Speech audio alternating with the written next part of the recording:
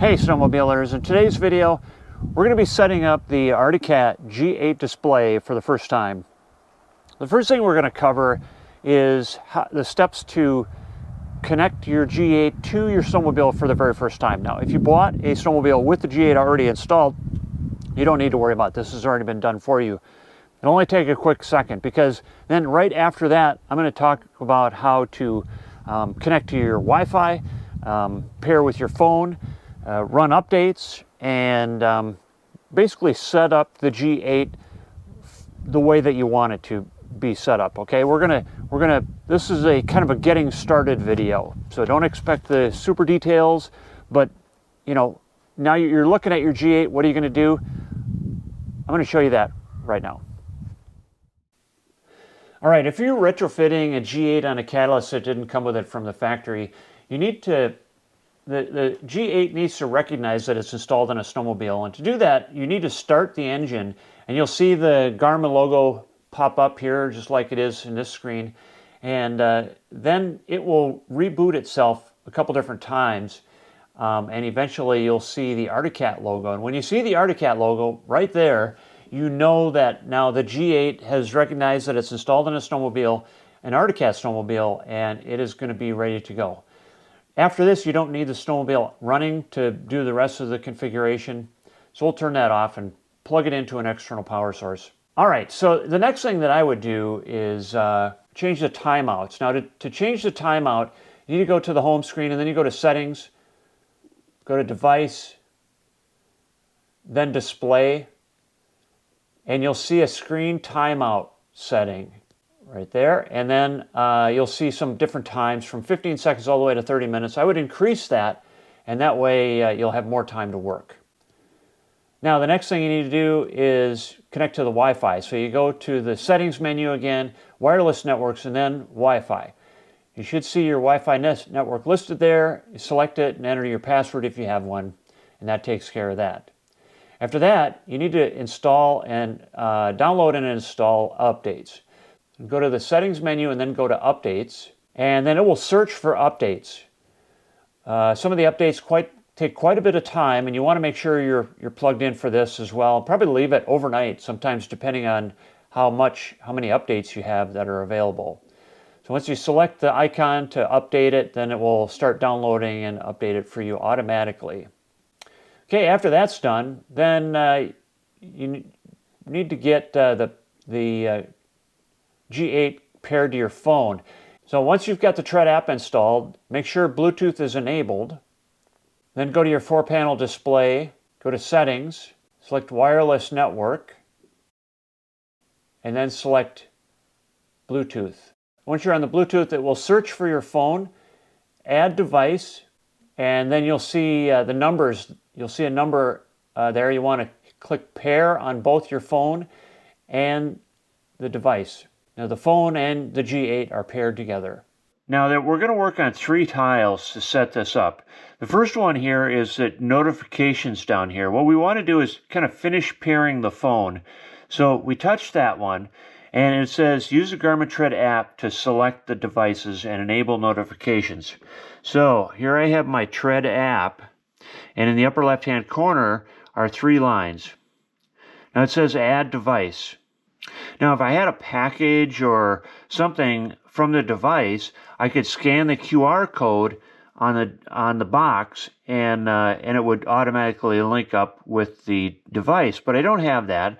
This happens to be the Tread side-by-side edition.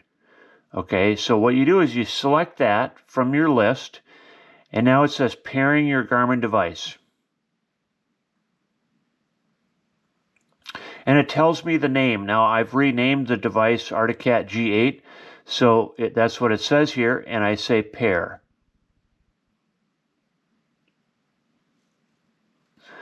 Now allow the device to receive iPhone notifications, allow.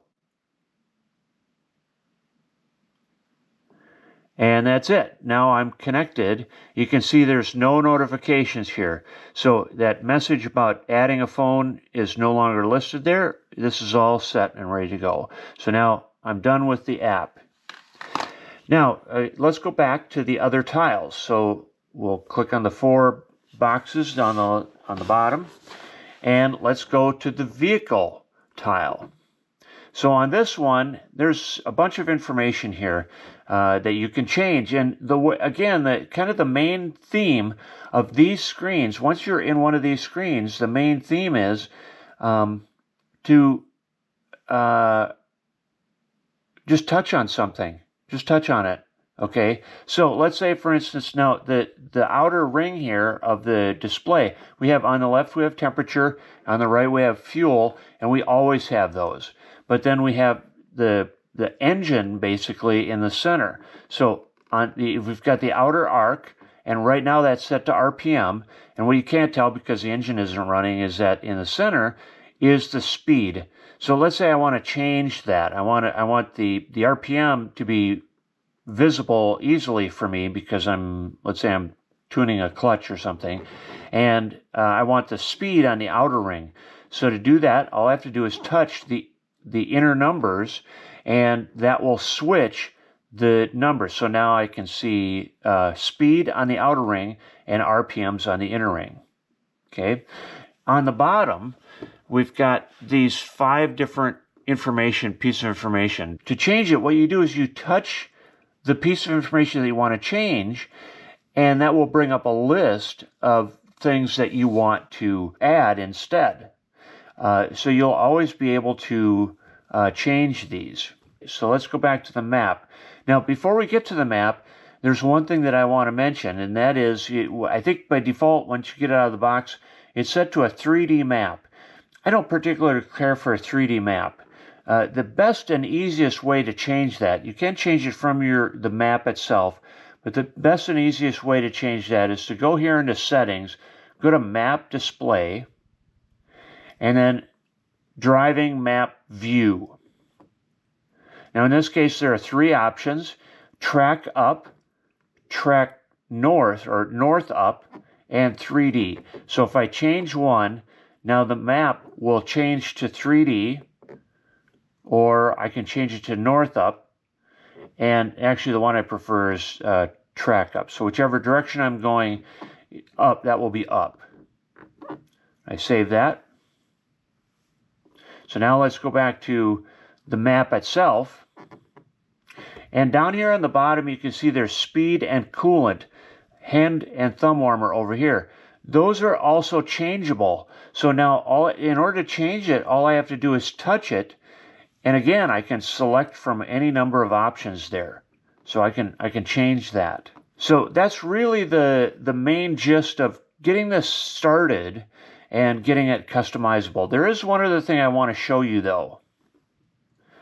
Let's say you're like, boy, I sure wish I had a manual for this. There is a manual. Go into Settings, About Device at the bottom. And if you scroll all the way to the bottom, you can see down here that it says Owner's Manual. Touch that, and now you're taken to the actual manual for the G8. So, I don't think that was too bad for a first lesson. I hope that you get something out of it today. And for those of you that have used Garmin GPSs in the past, I think you're going to pick this up pretty easily. There's some new things in the G8 for sure, but a lot of it is, the same Garmin menu-driven system that they've had for a long time. For those of you that don't have that kind of experience, don't worry too much about it. I think you're going to find this a lot easier to learn than you think, and that owner's manual is going to help quite a bit too. So with that, let's go out and ride this thing. Thanks for watching, and I hope I see you on the trail.